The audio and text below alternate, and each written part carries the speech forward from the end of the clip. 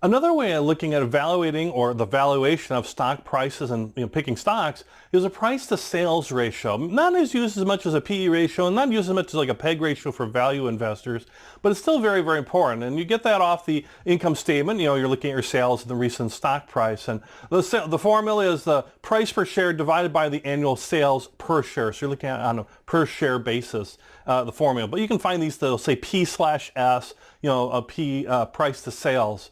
And it's like price to earnings or price to book or some of these other pricing comparison to something ratios.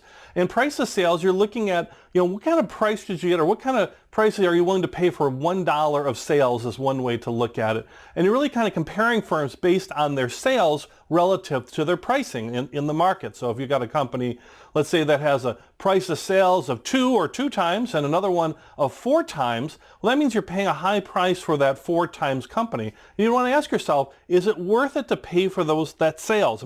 Is it worth to pay that much? Or is it a better value maybe to go with the 2 times one? So it could be good or bad either way, but the lower the price of sales, you might be a better value when you're looking at stocks. A price of sales that's high might be a higher price relative to its sales. And a lot of people like price to sales. I like price to sales too. Amongst all these ones that we're learning about, all these different ratios taken together, all within the industry, so we keep saying that over and over again.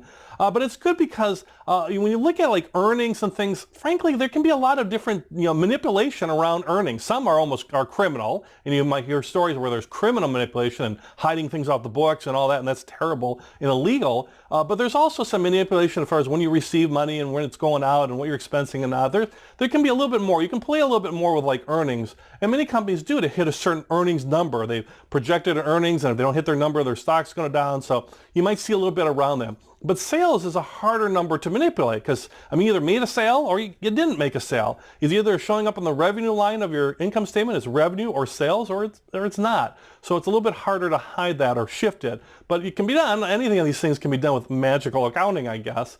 But it's something that's a little bit harder. So a lot of people like price to sales because it's a little bit more consistent of a number and a little bit more reflective of an organization as far as a number. So it's just another evaluation and a good valuation to say, hey, in order to grow, in order to do well as a company, we need sales. We can always cut and reduce our expenses, and we can do that. But the bottom line, we need to grow sales and grow sales relative to our price to be a good value company to maybe buy. And if we're not growing sales and our stock price is maybe real high, that might be something to look at and maybe avoid. You're looking for companies with good sales, growing sales, and if their price is undervalued, hey, that's great. Have that lower price to sales ratio. So another thing to look at, something a little more consistent, is price to sales. But I would consider it with price to earnings and some of these other ratios as well.